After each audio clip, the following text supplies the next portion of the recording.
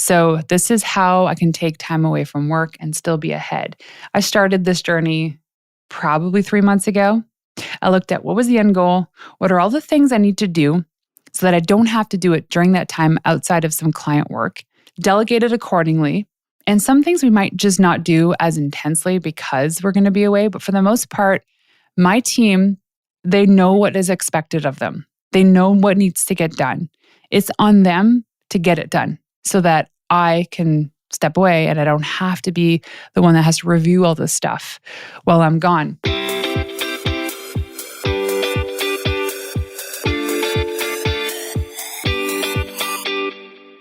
Hey, it's Renee. Welcome to the Into the Wild Show, the podcast for women who want to build incredible mental strength to level up their business and lifestyle.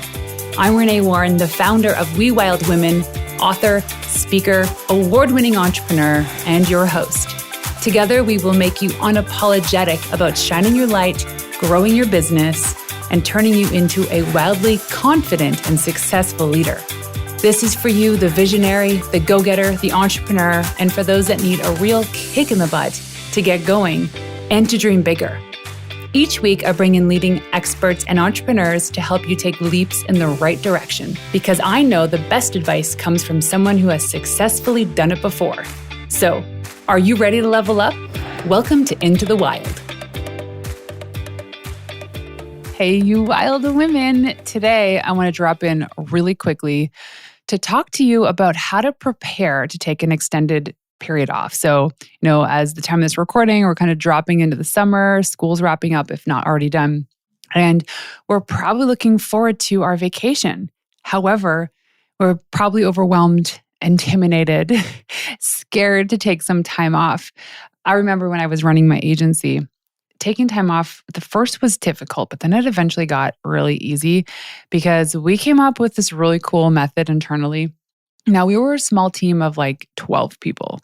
And what we had to do was, because each person's role was obviously incredibly important, that each person had to write their own, I guess it was like a survival kit.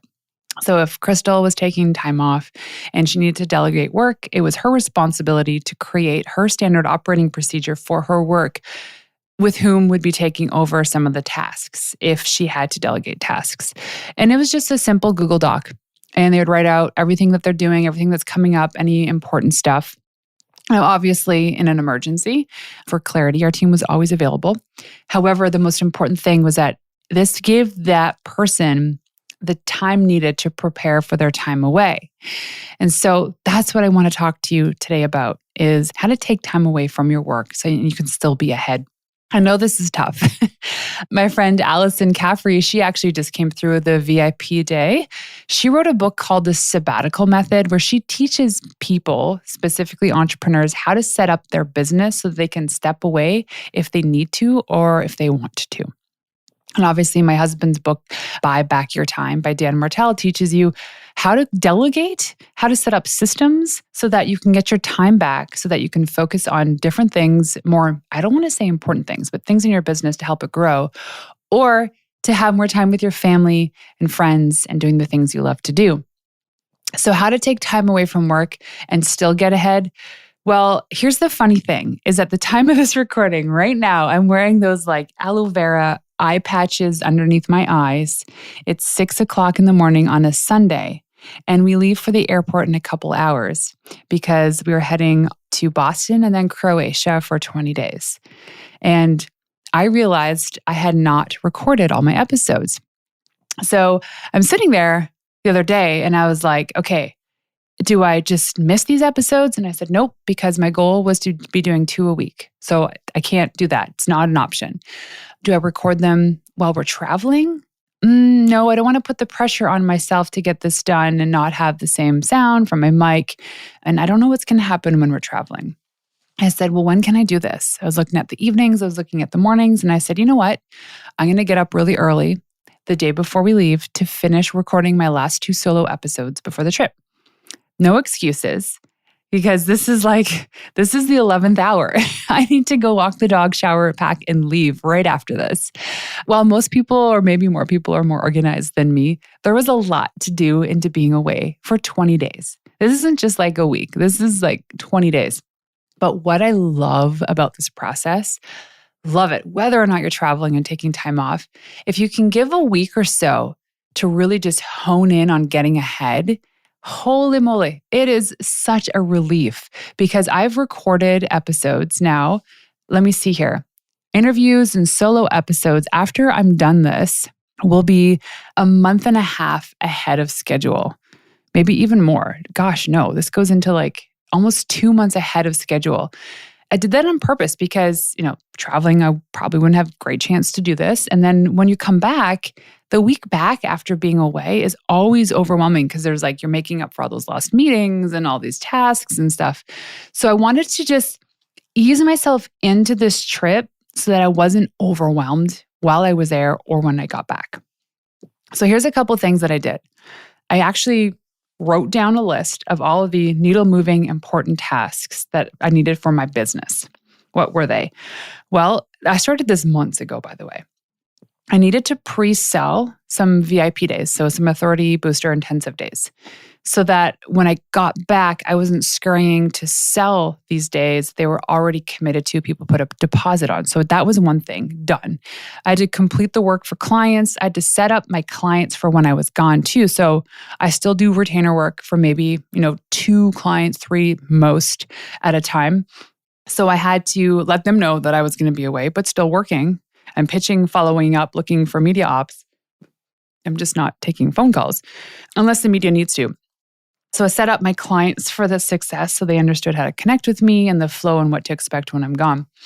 And then I completed some VIP days. So like all the client work stuff was taken care of. And then for the pipeline, I wanted to make sure that that was still going. So I, before today, hired a new VA. And she's already giving me like 10, 20 hours a week back. That's amazing. So she's taking over a lot of stuff from like customer onboarding to social media stuff. Made sure that my video guy had everything he needed. Make sure my editor had everything he needed for the podcasts. So everybody on the team has everything. They're not waiting on me for something. So I don't want to become the bottleneck. That's the big thing. So for these 20 days away, I just don't want to be the bottleneck. One thing too that's really important is blocking off the time in your call schedule. So I use Calendly to schedule calls with me. And one of the first thing I did was go in and I blocked off the dates of which people shouldn't be connecting with me. So this is for podcast recordings. It's for if you wanted to schedule a call to talk about a program that I'm selling, is that you can't do it until I get back. I know there's probably some people who are like, but Renée, that's sales. You should probably be jumping on those calls now. The reality is like, unless it's important, someone will message me saying, hey, Renée, I want to start this now. But most people are okay waiting a couple weeks. So I blocked off Calendly. I only set up autoresponders in email for the days that I'm traveling. So it's a Sunday today. Not necessary that I do that. But when we fly Wednesday night, all day Thursday of next week, I will definitely be sending up autoresponder and email. This also allows the media that I've pitched for clients to know that I might not get back to them right away. But it is really important that you set that up and turn it off. Make sure your clients are aware of your time offline as well. So the big things are preparation, delegation, and setting your team up for success. So this is how I can take time away from work and still be ahead. I started this journey probably 3 months ago. I looked at what was the end goal? What are all the things I need to do so that I don't have to do it during that time outside of some client work? Delegate it accordingly.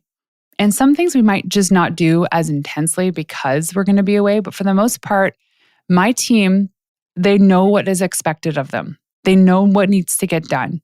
It's on them to get it done so that I can step away and I don't have to be the one that has to review all this stuff while I'm gone. So the one thing is like really onboarding that team, getting them all fired up and trained up. What else do we do to take time away from work is, the most important thing is the communication and expectation setting. Family, friends, neighbors, business partners, kids, you name it. Communicate, communicate, communicate. We use Asana for our project management system. And in it's just like, hey, these are the things I need on these days. I'm working at these hours. These are days that I'm going to be completely offline. And it's really just getting ahead. So look at your calendar now. Where are you going this summer? Are you camping? Are there long weekends? Are there trips away? And make sure that if you are responsible for an important task, that you get it done ahead of time.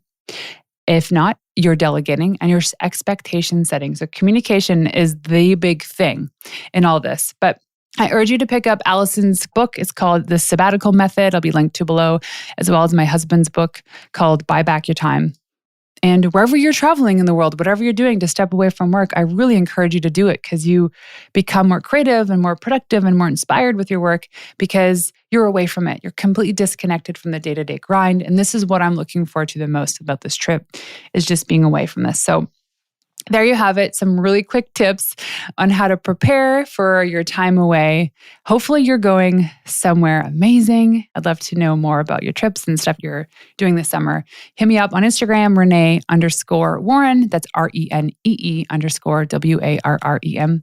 Before I go, I'd also love if you could hop over to iTunes and leave me a 5-star review and maybe some words. Let me know what it is about this podcast that you love, anything you've learned.